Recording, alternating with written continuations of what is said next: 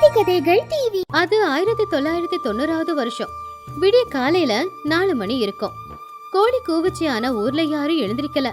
வீட்டுக்கு முன்னாடி வாசல்ல தண்ணி தெளிச்ச சத்தமோ கோலம் போடுற சத்தமோ கேட்கல. ஊரே வெறிச்சோடிதான் இருந்துச்சு. வீடு எல்லாமே அழுக்காவும் இருந்துச்சு. டே ராஜையா, இன்னுமாடா எழுந்திருக்கல? விடிஞ்சு எவ்வளோ நேரம் ஆகுது? ஊரே நாம கொடுக்கற காப்பிக்காக தான் காத்துக்கிட்டு இருக்கு. இன்னும் இப்படி தூங்கிக்கிட்டே இருந்தா எப்படி? எழுந்திருச்சு கொஞ்சம் சுறுசுறுப்பா வேலைய பாரு. அப்போ ராஜையா கண்ணை தொடச்சுக்கிட்டு வெளியில வந்து, நீ வேற என்ன நாராயணா, ராத்திரி என்னால சரியா தூங்க முடியல. அந்த தூசு பிடிச்ச வீட்டுக்குள்ள படுத்து தூங்குறதுக்கு சும்மாவே இருக்கலாம். 10 வருஷம் ஆச்சு எல்லார் வீட்டு வாசல்லையும் ஒரு அழகான கோலத்தை பார்த்து. ஒரு கொலுசு சத்தமோ இல்லை, ஒரு வளையல் சத்தமோ இல்லை. நாமெல்லாம் வாழ்ந்துக்கிட்டு தான் இருக்கோமா இல்லை நாட்களை கடத்திக்கிட்டு இருக்கோமான்னு தெரியல. நம்ம தெருவை கொஞ்சம் எட்டி பாரு, சுடுகாடு மாதிரியே இருக்கு. நாராயண ரொம்ப திமிரா, இங்க பாரு ராஜையா, அன்னைக்கு அந்த அம்மாபுரத்தை சேர்ந்தவங்க நம்மள குறைச்சி மதிப்பிட்டாங்க. பொம்பளைங்க எல்லாருமே அவங்க பக்கம் தானே நின்னாங்க. அவங்க முன்னாடி நம்ம கௌரவம் போகக்கூடாது. அவங்க இல்லாம நம்மளால வாழ முடியாதா? பசிச்சா சாப்பிட போறோம், தாகம் எடுத்தா தண்ணி குடிக்க போறோம். இதுக்கு பொம்பளைங்க எதுக்கு இருக்கணும்? அது சரி, நம்ம வாழற வாழ்க்கை சரிதானா? ஒரு தடவை சமையல் அறைய போய் பாரு. அந்த ரங்கையா சமைக்கிற சமையலுக்கு கஞ்சி எவ்வளவோ மேலு. அவன் செய்யற சமையல்ல உப்பு காரம் புளிப்புன்னு எதுவும் இல்லை.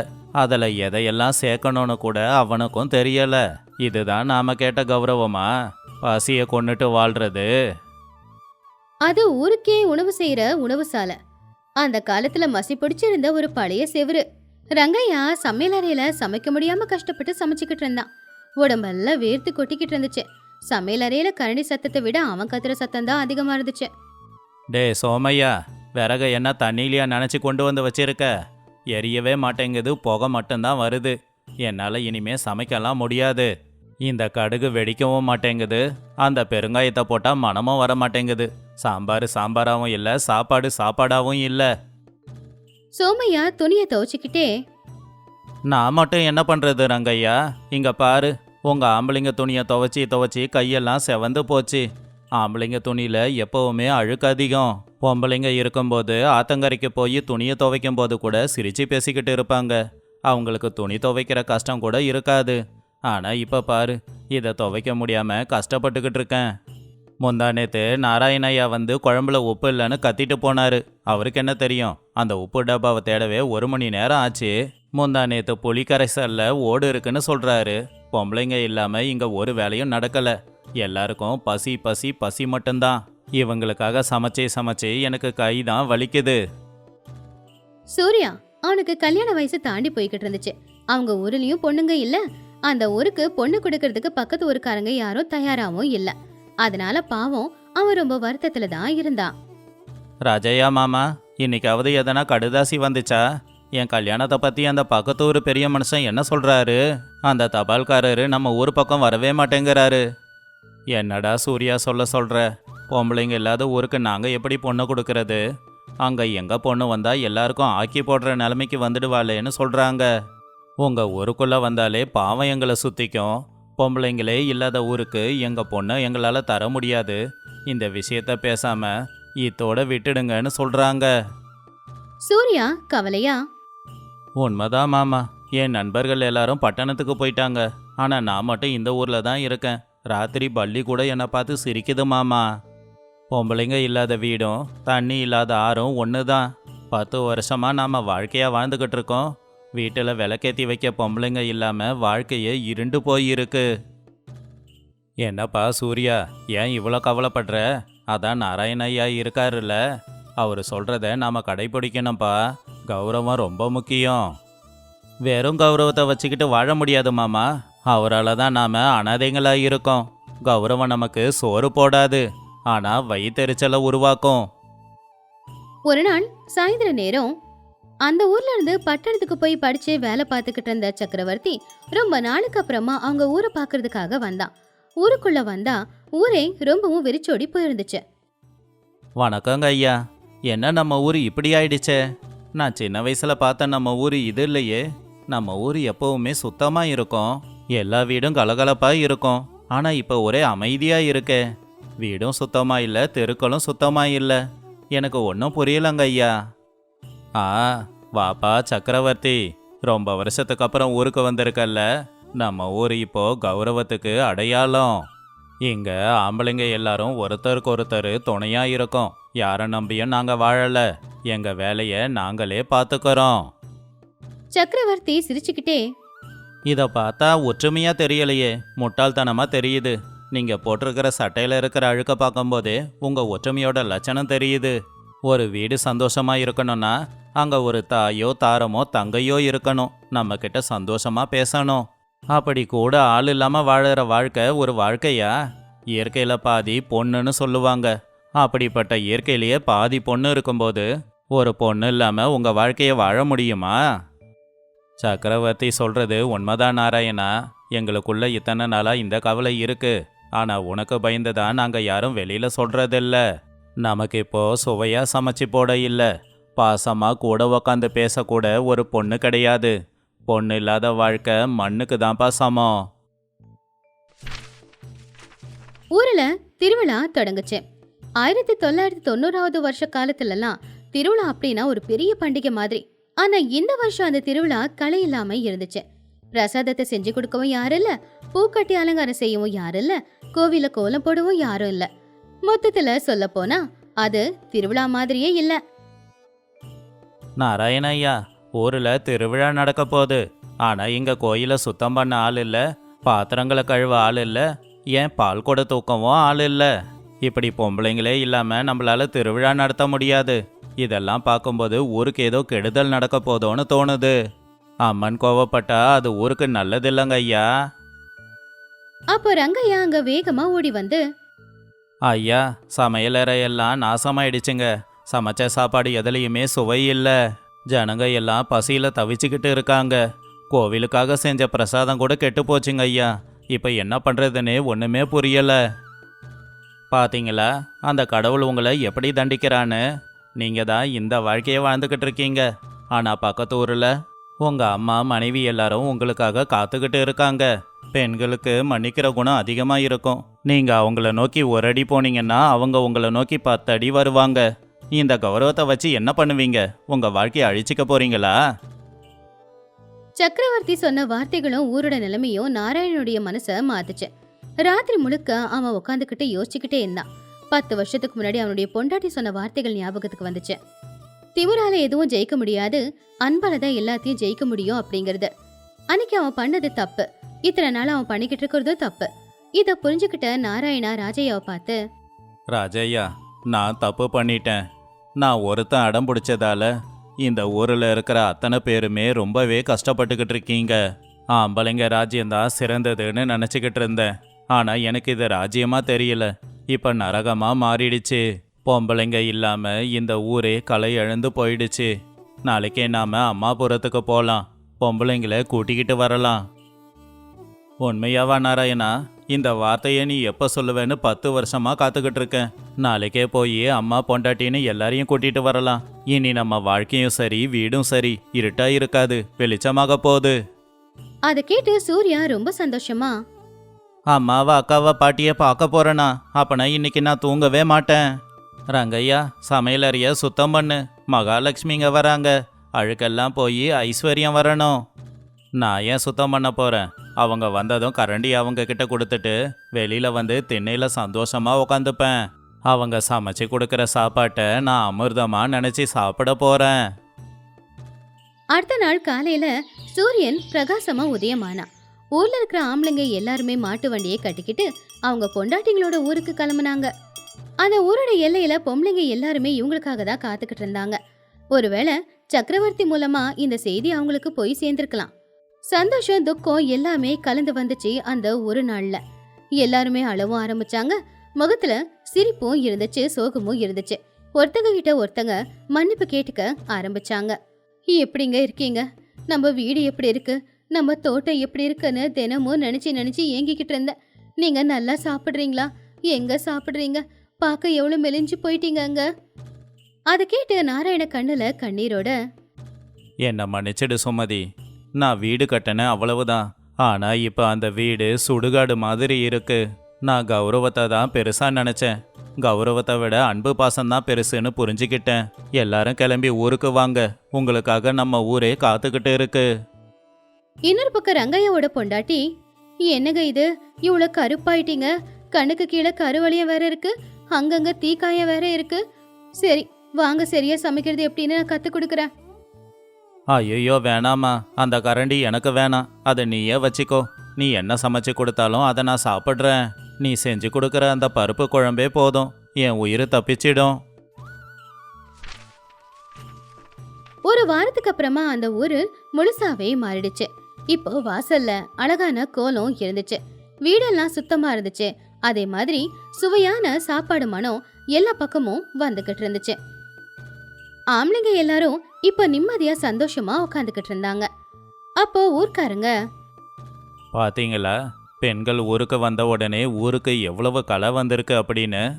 ஆணும் பெண்ணும் சேர்ந்து இருக்கிறதுக்கு பேரு தான் குடும்பம், தனித்தனியா இருக்கிறதுக்கு பேரு குடும்பம் கிடையாது. ஆமாங்க, பொம்பளைங்க பொறுமையானவங்க, ஆம்பளைங்க தைரியமானவங்க. தைரியமும் பொறுமையும் ஒன்னா இருந்தாதான் அதுக்கு அழகே. ரொம்ப நாளுக்கு அப்புறமா இந்த ஊருக்கு களை வந்திருக்கு. காலம் எவ்வளவு மாறினாலும் சரி, மனுஷங்களுக்கு நடுவுல இருக்கிற இந்த உறவு எப்பவுமே மாறாது. பொம்பளைங்க இல்லாத ஊரு வறண்ட பூமி மாதிரி. அவங்க இருந்தாதான் அது பூந்தோட்டம், இல்லைன்னா அது நரகம். அவங்களோட அருமையை நாம தான் புரிஞ்சுக்கணும். சூர்யா சந்தோஷமா பட்டு வேஷ்டியும் பட்டு சட்டையும் போட்டுக்கிட்டு வந்து, சக்கரவர்த்தி, எனக்கு கல்யாணம் நிச்சயமா இருக்கு. அடுத்த மாசம் நம்ம ஊர்ல தான் எனக்கு கல்யாணம். இப்ப நம்ம ஊர்ல பொண்ணு கொடுக்க எல்லாரும் ஓடி ஓடி வராங்க. எல்லாருமே ரொம்ப சந்தோஷமா சிரிச்சுக்கிட்டு இருந்தாங்க. அந்த சிரிப்பு சத்தம் அந்த ஊர்ல எல்லா பக்கமும் எதிரொலிச்சுக்கிட்டு இருந்துச்சு. இனி அந்த கிராமத்துல எந்த ஒரு கஷ்டமும் இல்லாம ஆம்பளைங்க பொம்பளைங்க எல்லாரும் சேர்ந்து ஒன்னா சந்தோஷமா வாழ போறாங்க. இந்த கதையில இருக்கிற நீதி என்னன்னா, பெண் அப்படிங்கிற வார்த்தை சின்னதா இருக்கலாம், ஆனா பெண்ணை போல தைரியமானவ பொறுமையானவ வேற யாருமே இருக்க வாய்ப்பே இல்ல.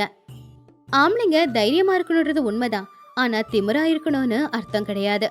பொம்பளைங்க எப்படி பொறுமையா இருக்காங்களோ, ஆம்பளைங்க நாம தைரியமா இருந்து பொறுமையா இருக்கிற அவங்களுடைய பொறுமையை சோதிக்காம அவங்களுக்கு சுய கௌரவத்தை கொடுத்து அவங்களுக்கு என்ன பிடிக்கும் பிடிக்காதுன்னு தெரிஞ்சுக்கிட்டு அவங்கள சந்தோஷமா வச்சுக்கிறது ஆம்பளையோட கடமைன்னா, ஆம்பளைங்களோட கஷ்டம் கோவம் இது எல்லாத்தையுமே புரிஞ்சுக்கிட்டு அவங்க கோவத்தை குறைச்சி அவங்க சூழ்நிலையை புரிஞ்சுக்கிட்டு அவங்களுக்கு ஏத்தாப்புல நடந்துக்கிறது பொம்பளைங்களோட கடமை. விடிய காலையில ராஜம்மா வாசல பெருக்கி தண்ணியை தெளிச்சு அங்க கோலம் போட்டுக்கிட்டு இருந்தாங்க. அந்த கோலத்துல வண்ணங்கள் இல்லைனாலும் அவங்க போட்ட அந்த கோலம் அந்த வாசலுக்கே அழக கொடுத்துச்சு. வீட்டு வாசல்ல உக்காந்துக்கிட்டு நாராயணமூர்த்தி ரேடியோல செய்திகளை கேட்டுக்கிட்டு இருந்தாரு. அந்த காலத்துல ரேடியோ தான் எல்லாமே. வீட்டுக்குள்ள சமையலறையில பார்வதியும் லக்ஷ்மியும் சேர்ந்து காஃபி போட்டுக்கிட்டு இருந்தாங்க. அந்த காஃபியோட மனம் வீடு முழுக்க பரவிக்கிட்டு இருந்துச்சு. ராதாமா, காஃபி எங்க? செய்தியே முடிய போகுது. ராமு இன்னுமா எழுந்திருக்கல? வெளியில மழை வரா மாதிரி இருக்கு. வயலுக்கு போய் அவனை வரப்பெடுத்து விட சொல்லு. காத்துல ஈரப்பதம் தெரியுது, நிச்சயமா மழை வரும். நேத்து கூட இப்படிதான் காத்து வீசும்போது மண் வாசம் வந்துச்சு. இதோ எடுத்துட்டு வரேங்க. பார்வதி, மாமாவுக்கு காஃபி கொண்டு வந்து கொடுமா. அப்படியே சின்ன மாமாவுக்கு கொண்டு வந்து கொடுங்க. யாரும் என்ன கவனிக்கிறது இல்லைன்னு கோச்சுக்க போறான். சரியா எழுப்பி காஃபி கொடுத்தா சும்மா இருப்பான், இல்லனா செவுத்துக்கு உரசி உக்காந்துக்கிட்டு ஏதாவது முறைச்சிக்கிட்டே இருப்பான். அப்பதான் நாராயணனுடைய தம்பி உள்ள இருந்து எழுந்திருச்சு வந்து, நான் கோபப்படுறது காப்பிக்காக இல்ல அண்ணி. காலையில சூடா வடை போடுறீங்களோ இல்லையோன்ற கவலையில தான். இந்த குளிரில் காலையிலேயே எதனா சாப்பிட்டா தானே கிணத்துல இருந்து நான் தண்ணி இறைக்க முடியும். இஞ்சி துவையில கொஞ்சம் வெள்ளத்தை போட சொல்லி லக்ஷ்மி கிட்ட சொல்லுங்க அண்ணி. அப்பதான் இனிப்பு காரம் சேர்ந்து நல்லா இருக்கும். அப்போ சத்யா வெளியில வந்து, சித்தப்பா, எப்பவுமே சாப்பாடு தானா? டிராக்டருக்கு பணம் கட்டவே இங்க காசு இல்லையா? இதுல இவருக்கு வடை வேணுமா? அப்பா, நாம என்ன விவசாயத்தை பழைய முறையிலே செஞ்சுக்கிட்டு இருந்தா நம்ம கடன் தீராதுப்பா. நாம எதனா புதுசா யோசிக்கணும். பக்கத்து ஊர்ல எல்லாரும் புதுசா பண்றாங்க, நாம இன்னும் இந்த கலப்பையே நம்பிக்கிட்டு இருக்கோம். நாம எதனா புதுசா பண்ணணும்ப்பா. டேய் சத்யா, கோவப்படாதடா. எந்திரங்கள் வரும் போகும், ஆனா நிரந்தரம் நம்மளுடைய கலப்பை தான். நம்ம பூமி மேல நமக்கு தான் பாசம் இருக்கணும். நம்ம முன்னோர்களோட கஷ்டம் அந்த பூமியில இருக்கு, அது அந்த எந்திரத்துக்கு தெரியாது. வீட்ல எல்லாரும் ஒண்ணா உட்காந்து பேசிக்கிட்டு இருக்கும்போது சத்யா ஒரு விஷயத்த சொல்லலாம்னு நினைச்சான். கூட்டு குடும்பமா இருக்கிறதுனால அவனுக்கு அங்க சுதந்திரமும் இல்ல, அவனுடைய பேச்சுக்கு அந்த வீட்டுல மதிப்பு இல்லைன்னு நினைச்சு அவன் தனி கொடுத்தன போகணும் அப்படின்னு ஆசைப்பட்டான். அப்பா, நான் ஒரு விஷயத்த சொல்லலான்னு நினச்சிக்கிட்டு இருந்தேன். நம்ம வயல்ல இந்த தடவை கிடைச்ச லாபத்தை நம்ம தனித்தனியாக எடுத்துக்கிட்டா நல்லா இருக்கும். இங்கே எல்லாருக்கும் தனிப்பட்ட செலவு இருக்கு. ஆனால் குடும்ப கணக்கில் இருந்தால் யார் என்ன செலவு பண்ணுறாங்கன்னே தெரியலை. எனக்கு பட்டணத்தில் வியாபாரம் ஆரம்பிக்கணும்னு யோசனை இருக்கு. அதுக்கு என் நண்பன் வாசு உதவி பண்ணுறேன்னு சொல்லியிருக்கான். காலம் முழுக்க என்னால் வயல்லையே கிடக்க முடியாதுல்ல. எனக்குன்னு தனிப்பட்ட அடையாளம் வேணும்னு நினைக்கிறேன். அதை கேட்டு ராமகிருஷ்ணன், என்னடா சொல்கிற சத்யா? தனியாக எதுக்குடா போகணும்? நாம் எல்லாரும் ஒரே குடும்பத்தை சேர்ந்த பறவைங்க தானே. யார் செலவு பண்ணாலும் குடும்ப கணக்கு தானே. ஒருத்தருக்கு ஒருத்தர் எப்பவும் உதவியாக இருக்கணும்னு தானே நம்ம தாத்தா இவ்வளோ பெரிய வீட்டை கட்டியிருக்காரு. தனியாக போகிறது ஒன்றும் அவ்வளோ சுலபம் இல்லடா. நாம் எல்லாரும் பிரிய போகிறோன்னு அர்த்தம். நம்ம முன்னோர்கள் இந்த பூமியில் சிந்தின வேர்வை எல்லாமே உனக்காகவும் எனக்காகவும் தான். அதை மறக்காத. அவரு சொல்ல வர்றது வெறும் கணக்கு பத்தி மட்டும்தான் மாமா. அவரு சொத்து பிரிக்க சொல்லி சொல்லல. கூட்டு குடும்பத்துல தனி மனுஷனுடைய விருப்பத்தை விட எல்லாருடைய விருப்பமும் தானே ரொம்ப முக்கியம். ஆனா எதிர்காலத்தை பத்தி நாம யோசிக்கணும் இல்லையா? இப்பெல்லாம் உலகம் மாறிக்கிட்டு இருக்கு. பசங்களோட ஸ்கூல் ஃபீஸும் கூட அதிகமாயிக்கிட்டு இருக்கு. அப்ப ராஜம்மா அழுதுகிட்டே, என்னம்மா லக்ஷ்மி, நீயும் அவன மாதிரியே பேசுற? ஒரே வீட்டுல வாழ்ந்தவங்க, ஒரே தட்டுல சாப்பாடு போட்டு சாப்பிட்டவங்கள எப்படிம்மா பிரிய சொல்ற? நீ இந்த வீட்டை விட்டு வெளியில போயிட்டா மறுபடியும் இங்க வந்து வாழ முடியுமாடா? சின்ன வயசுல இருந்து எல்லாரும் ஒன்னா வாழ்ந்தத மறந்துட்டியாடா? இதை எல்லாத்தையும் கேட்டுக்கிட்டு இருந்த நாராயணமூர்த்தி அமைதியா, உனக்கு தனியாக போகணும்னு ஆசை இருந்தா இன்னைக்கு ராத்திரியே கணக்கு பார்க்கலாம். எது உன்னோடது எது ராமகிருஷ்ணனோடதுன்னு அப்போ தெரியும். ஆனால் இந்த வீட்டு வாசப்படியை தாண்டி வெளியில் போயிட்டா எங்களுக்கும் உனக்கும் உறவு இருக்காது. அதை யோசிச்சுக்கோ. என் வயிற்றுல பிறந்த 2 பேரை தனித்தனியாக பிரிக்க போறேன்னு என் கனவுல கூட நினச்சதில்ல. இது எல்லாம் என்னுடைய கெட்ட நேரம். இது இப்படி இருக்கும்போது திடீர்னு ஆகாயத்துல இருக்கிற தெரிய யாரோ கிழிச்சு விட்ட மாதிரி ஓயாம மழை பேஞ்சிக்கிட்டே இருந்துச்சு. அந்த காலத்துல மழை பெய்ய ஆரம்பிச்சதுன்னா அது தொடர்ந்து 2-3 நாளைக்கு பேஞ்சிக்கிட்டே இருக்கும். ஆத்துல தண்ணியோட வேகம் அதிகமாச்சு. ஆத்து தண்ணி எல்லாமே வயல்கிட்ட வந்துருச்சு. அதனால ராமகிருஷ்ணா சத்யா 2 பேரும் ஆத்தங்கரைக்கு போய் பார்த்தப்போ ஆத்தோட அணைக்கட்டு உடைஞ்சி வயல் பக்கமா தண்ணி வர்றத சத்யா கவனிச்சுக்கிட்டு இருந்தான். அண்ணே, அணைக்கட்டு உடஞ்சிருக்கு. நீ அந்த பக்கம் பார்த்துக்கோ, நான் இந்த பக்கம் மண்மூட்டையை தூக்கி போடுறேன். பார்த்தனே, இல்லைன்னா நம்ம கஷ்டம் எல்லாம் வீணாக போயிடும். என்னால் இங்கே தனியாக எதுவும் செய்ய முடியலை. ரொம்ப வேகமாக காற்று வீசுது. அண்ணா, இந்த காற்றோட வேகத்தில் என்னால் நிற்கவே முடியலை. சத்யா, பதட்டப்படாத, நான் வரேன்ல. நீ அந்த மூட்டையை நல்லா இறுக்கமாக பிடிச்சிக்கோ. நான் பின்னாடி இருந்து உதவி பண்ணுறேன். அணை உடஞ்சா நம்ம விளைச்சல் மட்டும் இல்லைடா, நம்ம அப்பாவோட கனவும் அடிச்சுக்கிட்டு போயிடும். பார்த்து நல்லா இறுக்கமாக பிடிச்சிக்கோ. 2 பேரும் மழையில நனைஞ்சுக்கிட்டு அந்த தண்ணிய தடுத்து நிப்பாட்டுறதுக்கு ரொம்பவும் கஷ்டப்பட்டுக்கிட்டு இருந்தாங்க. அப்போ அண்ணன் கால்வலிக்கு தண்ணியில விழப்போகும்போது தம்பி அவனுடைய கையை பிடிச்சி காப்பாத்தினான். அந்த நேரத்துல சின்னவன் மட்டும் கை விட்டுருந்தா பெரியவன் தண்ணியோட அடிச்சுக்கிட்டு போயிருப்பான்.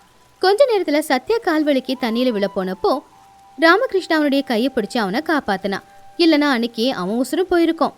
அந்த பிரச்சனையில அவங்க 2 பேரும் ஒன்னா சேர்ந்து அந்த ஆத்து தண்ணியை வெளியில வராத மாதிரி கஷ்டப்பட்டு அணைச்சி பிடிச்சிட்டாங்க. அண்ணே, பார்த்துண்ணே, விளைச்சல் போனால் பரவாயில்லை. உனக்கு எதுவும் ஆகக்கூடாதுண்ணே. நீ எனக்கு ரொம்ப முக்கியம். நான் தனியாக போகணும்னு சொன்னதுக்கு என்னை மன்னிச்சிடுண்ணே. ஒத்த ஆளால் இந்த அணைக்கட்டை தாங்கி பிடிக்க முடியாது. 10 பேர் இருந்தால் தானே இந்த அணைக்கட்டை தாங்கி பிடிக்க முடியும். அதே மாதிரி தான் கூட்டமாக இருந்தால் தான் குடும்பத்தை தாங்கி பிடிக்க முடியும். நம்முடைய பலம் நம்ம ஒற்றுமையில் தானே இருக்கு. சத்யா, பைத்தியக்காரா, நீ என்னோட உசுருடா. இந்த வயலும் சொத்தும் நம்ம எல்லாருக்கும் சொந்தம். ஒன்னா இருந்தாதான் பலம்னு அந்த கடவுளே தெரியப்படுத்துறாரு. பிரிஞ்சு போக நினைச்சா இந்த அணைக்கட்டு மாதிரி நம்ம வாழ்க்கையும் அடிச்சுக்கிட்டு போயிடும். கொஞ்ச நேரத்துல கிராமத்து ஆட்கள் எல்லாருமே அங்க வந்துட்டாங்க. அண்ணன் தம்பிங்க 2 பேரும் ஒன்னா சேர்ந்து கஷ்டப்படுறத பார்த்து சந்தோஷப்பட்டாங்க. அன்னைக்கு ராத்திரி அவங்க வீட்டுக்கு வரும்போது நினைச்ச கோழி மாதிரி தான் வந்தாங்க.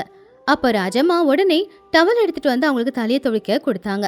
அதே மாதிரி குடிக்கிறதுக்கு சோடா காஃபியும் கொடுத்தாங்க. அந்த காஃபியை குடிச்சிட்டு அண்ணன் தம்பி 2 பேரும் அப்பாடா அப்படின்னு சாஞ்சி உட்காந்துட்டாங்க. அன்னைக்கு ராத்திரி நேரம் ஆச்சு. வீட்டுல எல்லாருமே சாப்பிட்றதுக்காக வெளியில வந்தாங்க. அப்போ வீட்டுக்கு வெளியில மழை இன்னும் விடாம பேஞ்சிக்கிட்டே தான் இருந்துச்சு. நாராயணமூர்த்தி அவர்கிட்ட இருக்கிற பழைய மரப்பெட்டியை வெளியே எடுத்து அதுக்குள்ள இருந்து வயல் பத்திரத்தை எடுத்தாரு. அந்த பத்திரங்கள் எல்லாம் பழசானாலும் அதுக்கு பின்னாடி இருக்கிற உழைப்பு மட்டும் எப்பவுமே புதுசாதான் இருந்துச்சு. சத்யா, இந்தாடா உன்னோட வயல் பத்திரம். இந்த வயலை உன் பேர்லயே எழுதி வச்சிருக்கேன். இனிமே இந்த பூமியில நீ நினைச்ச விவசாயமும் பண்ணலாம், இல்ல இதை வித்து வியாபாரமும் ஆரம்பிக்கலாம். சொத்தை பிரிச்சு கொடுக்க எனக்கு மனசு வரலப்பா. அதனால இந்த பகுதியை மட்டும் நீ எடுத்துக்கோ. எந்த உறவையும் கட்டாயப்படுத்தி கூட வச்சுக்க முடியாது.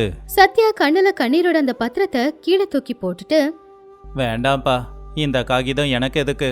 கொஞ்ச நேரத்துக்கு முன்னாடி அண்ணன் தான் என் உயிரை காப்பாத்தினாரு. அந்த அணைக்கட்டை நாங்க 2 பேரும் சேர்ந்து தடுத்ததால தான் இப்ப விளைச்சல் நல்லா இருக்கு. எங்களில் ஒருத்தர் விட்டிருந்தாலும் விளைச்சல் வீணா போயிருக்கும். எனக்கு வியாபாரத்தை விட அண்ணனோட பாசம்தான் முக்கியம். ஒற்றமை தான் பலம்னு நான் புரிஞ்சுக்கிட்டேன்ப்பா.